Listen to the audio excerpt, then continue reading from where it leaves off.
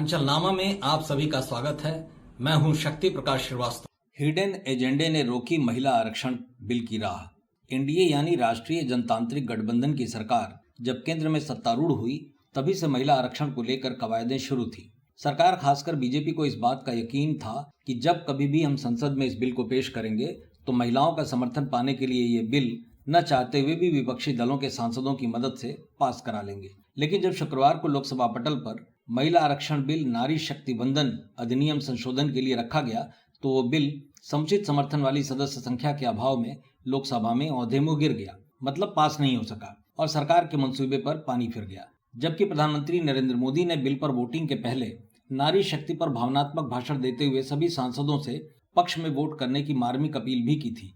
सांसद शायद उनकी अपील पर वोट दे भी देते, लेकिन इस संशोधन के साथ परिसीमन और जनगणना प्रक्रिया से जोड़ने को सरकार का हिडन एजेंडा मानकर विपक्षियों ने इसका विरोध किया और बिल पास नहीं हो सका।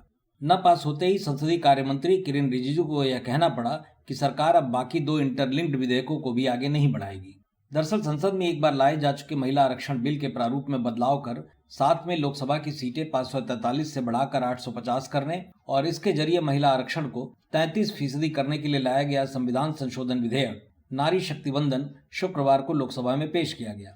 इस विधेयक को पारित कराने के लिए सत्ता पक्ष को 352 वोटों की जरूरत थी, लेकिन विधेयक के पक्ष में सिर्फ 298 वोट ही पड़े, जबकि 230 सांसदों ने इसका विरोध किया। ऐसे में लोकसभा में ही बिल पास नहीं हो सका, लिहाजा अब राज्यसभा में पेश होने का सवाल ही नहीं।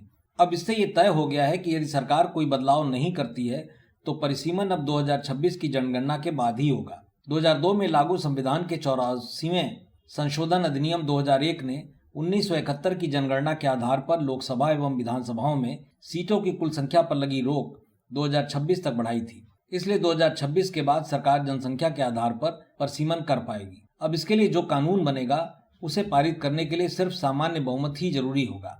लोकसभा में विधेयक को रखते समय सत्ता के नेताओं, चाहे प्रधानमंत्री नरेंद्र मोदी हो या मौजूदा गृह मंत्री अमित शाह या कोई और, सभी ने महिला आरक्षण के मौजूदा संशोधन के बारे में जमकर कसीदे पढ़े। अपने भाषण में इन नेताओं ने यह जताने की कोशिश की कि यदि विपक्ष विरोध करेगा तो ये खुलासा हो जाएगा कि विपक्ष महिलाओं की प्रगति में बाधा बन रहा है। बाद में इसका सत्ताधारी जमकर जनता में प्रचारित भी करेंगे। लिहाजा इसके चलते बिल पास कराने भर की संख्या पाने में सरकार सफल हो जाएगी, लेकिन ऐसा हुआ नहीं। विपक्षी नेताओं ने सरकार के इस छुपे नियत को भांप लिया और बिल पास नहीं होने दिया। विपक्ष ने साफ शब्दों में कहा भी कि वह महिला आरक्षण के सिद्धांत का समर्थन करता है, लेकिन इसे परिसीमन और जनगणना प्रक्रिया से जोड़ने का विरोध करता है। मतलब की बात में आज बस इतना ही। कल फिर मुलाकात होगी इसी समय, इसी चैनल पर। तब तक के लिए नमस्कार।